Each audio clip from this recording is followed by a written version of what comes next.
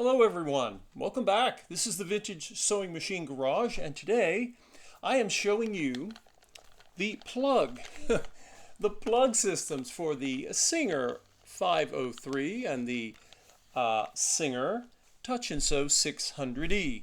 But we'll just simply call the beige machine that you see here on the right the 500 series, and then of course the one on the left here in white is the 600 series. Why am I showing you this? Because I wanted to show you a few other things that were happening as Singer was transitioning to a new platform, if you will, a new model series. Some of the things they kept that were great, and some of the things they compromised on, because again, there was a race to cut costs. And a lot of us today, we think, oh gosh, everything's made like junk. Well, it didn't happen overnight. And it didn't just start 10 years ago or 20 years ago. It started much further back. But again, as I've mentioned before, like the lobster in the pot, the frog in the pot, the consumer does not always know this is happening because it happens extremely gradually. Companies, you can imagine people in boardrooms arguing, well, we have to protect the reputation of the brand, and the customer expects this. Yes, but we have high costs and we have competitors. What are we going to do? Well, I think we all know how that turned out, because today a lot of the consumer products you purchase, and many, though not all, but many of the domestic sewing machines sold today are basically food for landfills. They will work until they don't. Then the consumer will, if they are repairable at all, if the consumer gets a quote, they look at that and think, oh, I'm not spending that. I only paid, $89 for that machine. I'll just get a new one. Well, these machines in today's dollars would not be $89. I promise you that. I've talked to you in the past about what things used to cost for our parents and grandparents and great-grandparents generations. So I wanted to start here with the plug. Now, notice that the pins of the plug on the 500 series are not the same as the Singer plugs that were used for many decades before. Remember, in the past, Singer had a design for their plug that looked like this. I call it the happy face, smiley face. Now, this is not one of the earlier Bakelite ones that Singer made. In fact, this was made. This one was actually formed as one piece, so it's not as serviceable. But at least it's it's still has the brass sleeves, right, that are going to in the plug that are going to go onto the onto the pins, not of this machine, but of the Singer machines that were built. I mean, Singer used this design for decades, and many decades. I've mentioned before, when Singer had something that worked, they were slow to change it, and they got criticism, from a few people who said, well, they're not very innovative. But I'm so glad that they didn't change things, because it makes it much simpler for those of us who restore the machines. In any case, now this is a sort of a rubberized piece. This one was made in Taiwan, and I don't know if they're still made there. I think many of them are made in China, and they don't always have the brass sleeves. They've gone to some other cheaper metal, of course. Even the plugs aren't safe from cheapening, folks. All right.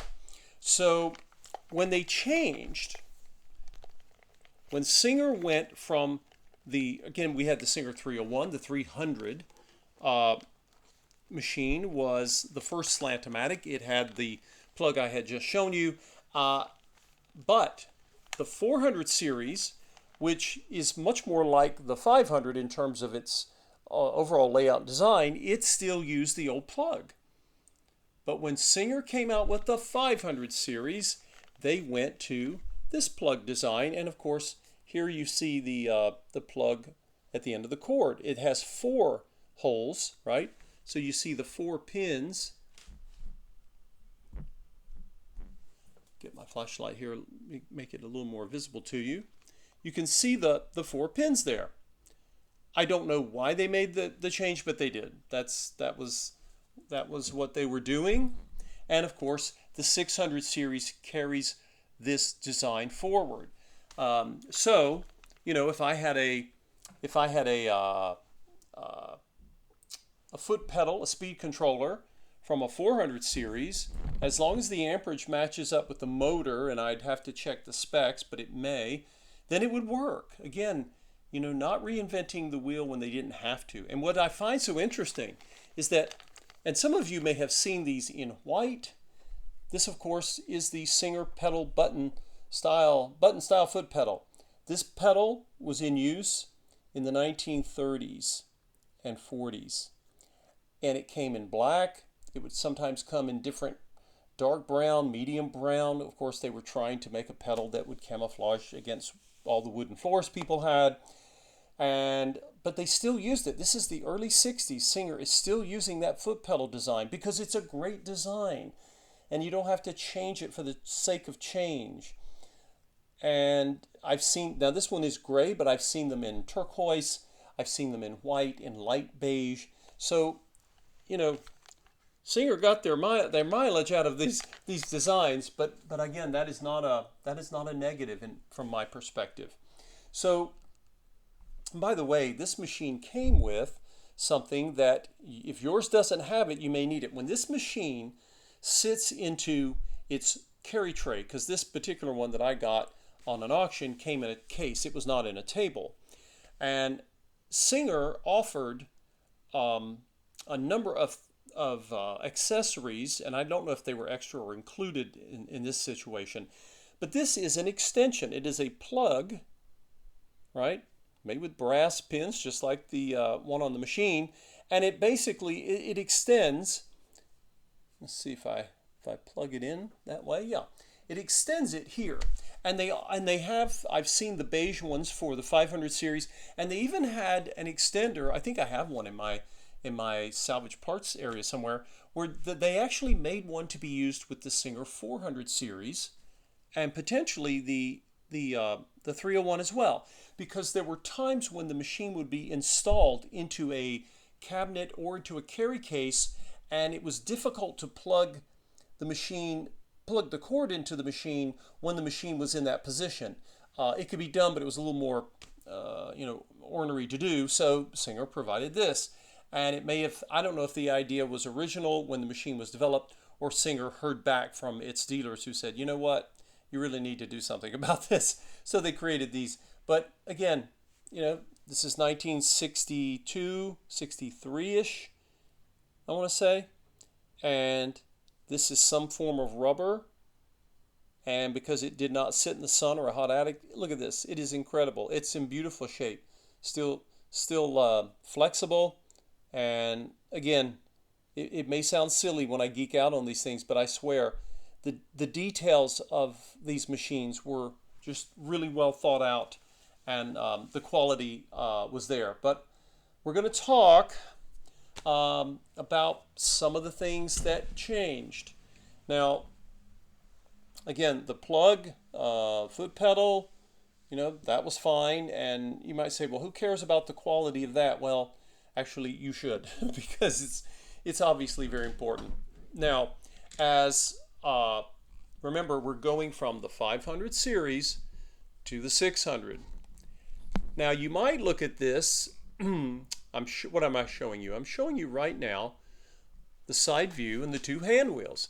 This is the hand wheel of the 500 series. Again, some of you may know this as the Rocketeer. That's not, Singer didn't use that name, but people who love this model in particular call it that.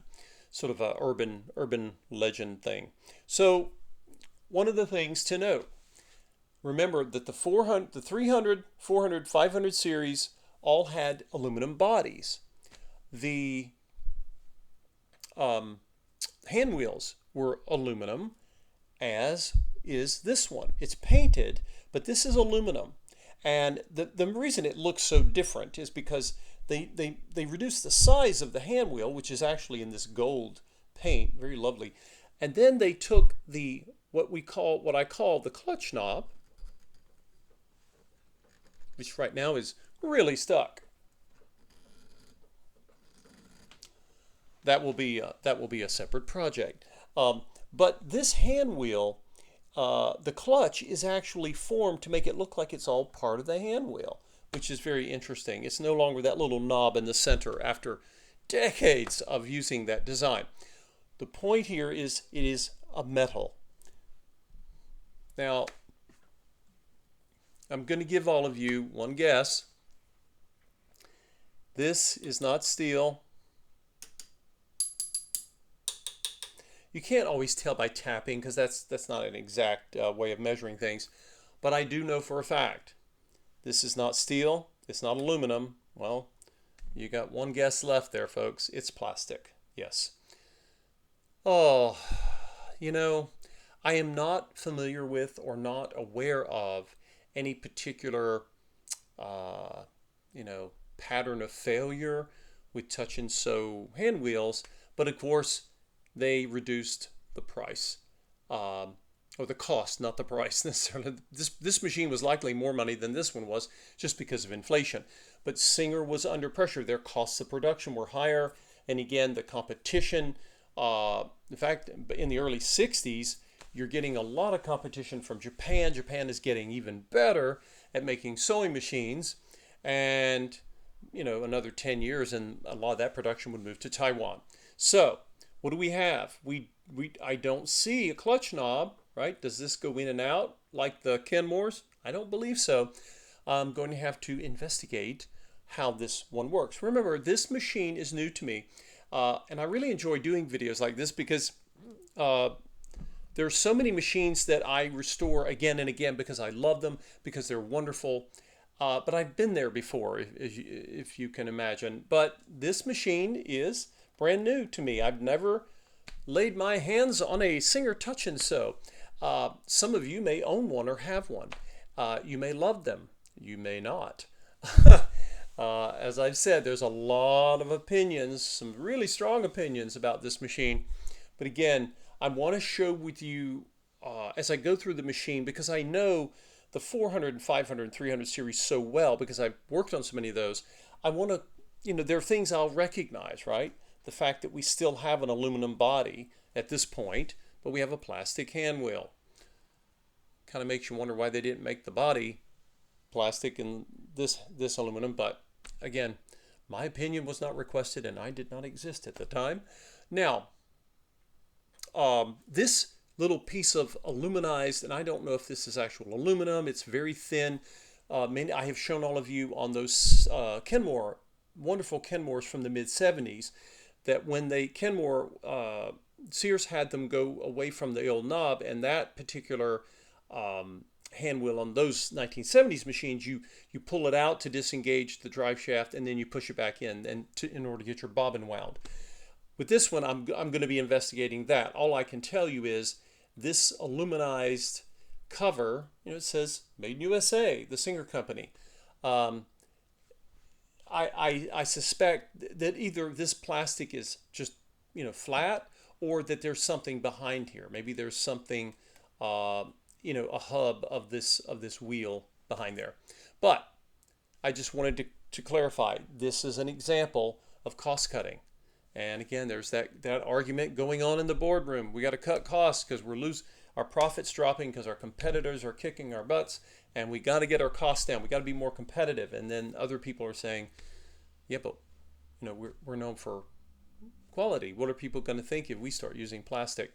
Well, we know how that argument ended up in the very end. But something to sort of counter what I just said about the disappointment of seeing that plastic hand wheel, and that is the use of steel. I'm going to show all of you, before we look at the rest of the steel, I wanted to show you something here that it never occurred to me to really, I don't know if I've had two Slant-O-Matics at one time to show you anyway, but let's try. So I have mentioned to you all that in the Slant-O-Matic series, and we'll talk about the 400 and the 500, there was a 404, which I think I've restored. I know I've restored at least one of those. And then there was a 504. And I think I have my numbers right, guys. Please correct me if I'm wrong. And those were the straight stitch versions of the 400 and the 500 series. you have to remember, why would anybody want a straight stitch series? Because in the 1950s, there were lots of people, maybe they were older or not, but they had learned on a straight stitch sewing machine, and that's all they knew. And, they said, well, I don't need all that fancy stuff. I know how to sew. You can see someone saying that. People are very tradition bound with certain things.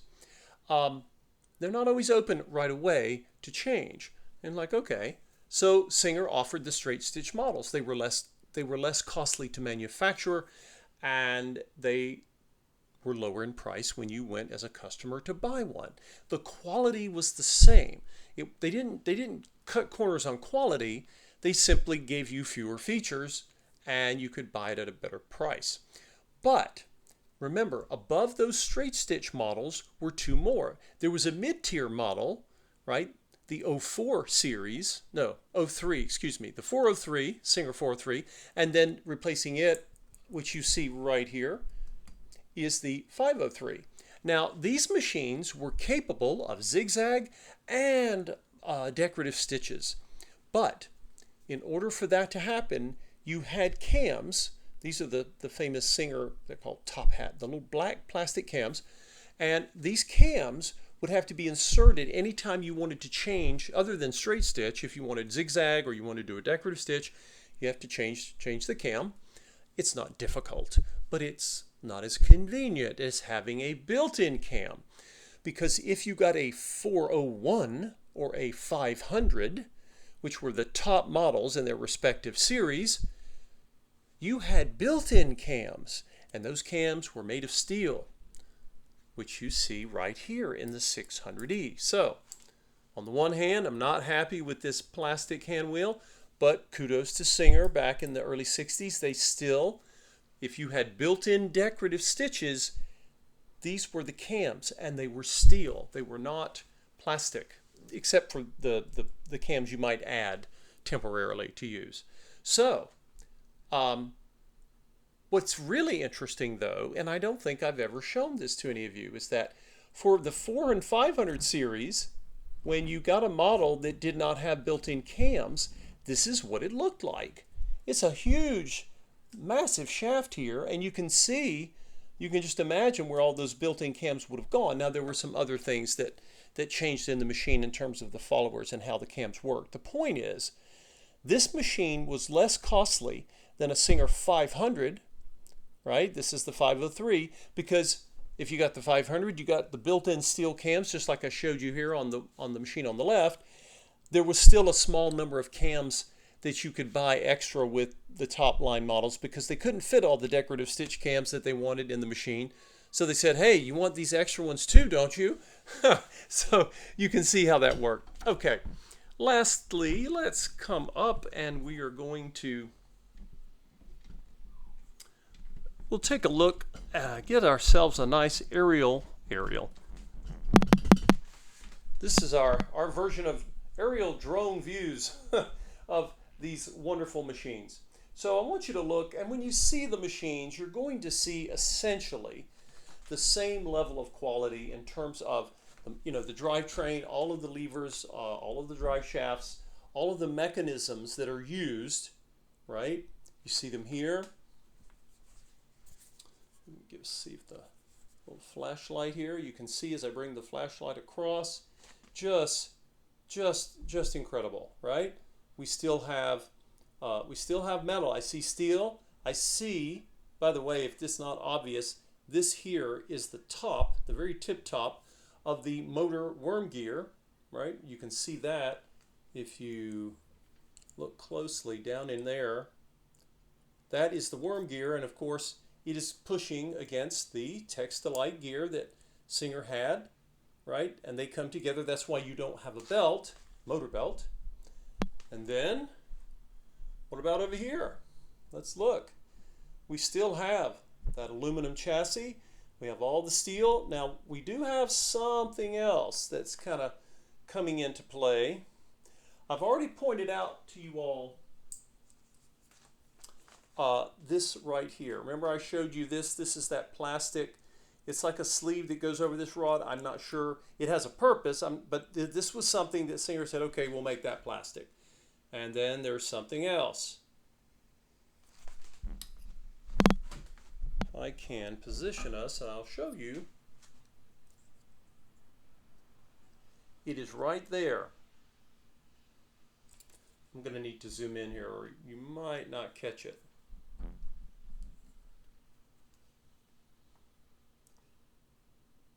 Okay, you see the piece of metal here, okay, right under that, right there.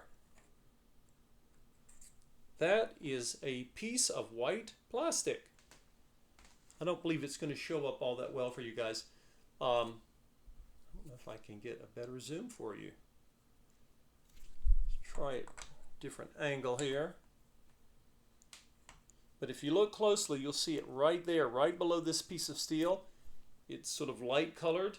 That is a piece of plastic. There it is, right there.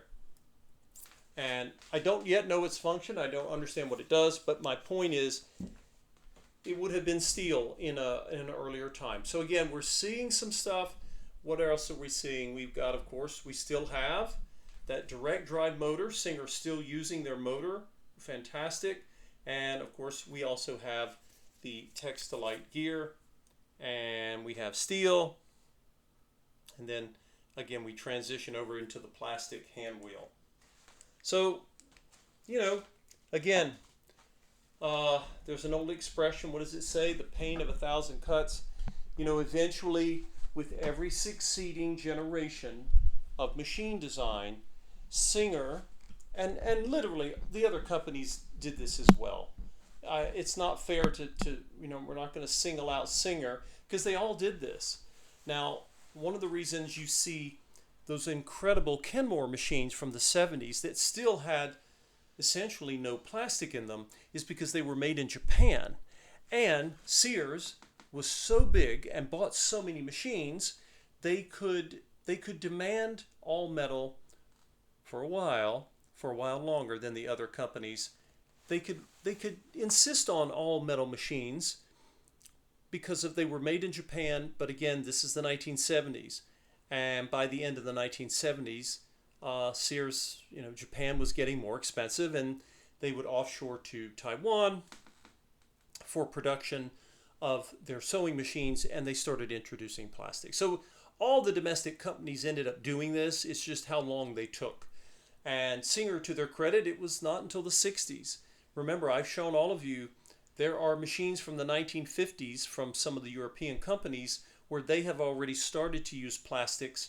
And when I say plastics, I'm not talking about the knobs and the levers and things that are typically not under stress. You know, you could make, for example, you could make a needle bar door on the side here. You could make that out of plastic. It's not really under mechanical load, but again, this is an example of why and how consumer products began to change. It happened a lot longer ago than we might imagine. We just didn't notice it right away. But I believe I'm going to stick so far. Again, I'm just starting this journey of learning the Singer touch and sew. But so far, I have not been so disillusioned in it that I would call it disposable. I don't think it is. I think the Touch and Sew 600E is still one of the last, and maybe the last Singer introduced that is heirloom quality.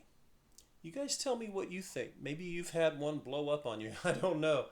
But we're going to keep looking into this series because the Singer Touch and Sew story does not end here, and those of you who've had bad experiences will already know what happens as Singer, you know, as the years roll by.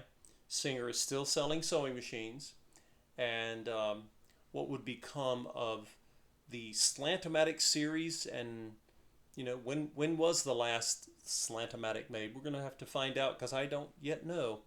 I appreciate all of you watching and supporting my efforts here. And if you have an opportunity, please consider donating to the channel. You can click on my Buy Me a Coffee link anywhere on the channel on every video, and you can simply click on there and make a donation at whatever level you like. And if you have not subscribed, consider subscribing to the channel. It costs nothing. And I will see you in the next video.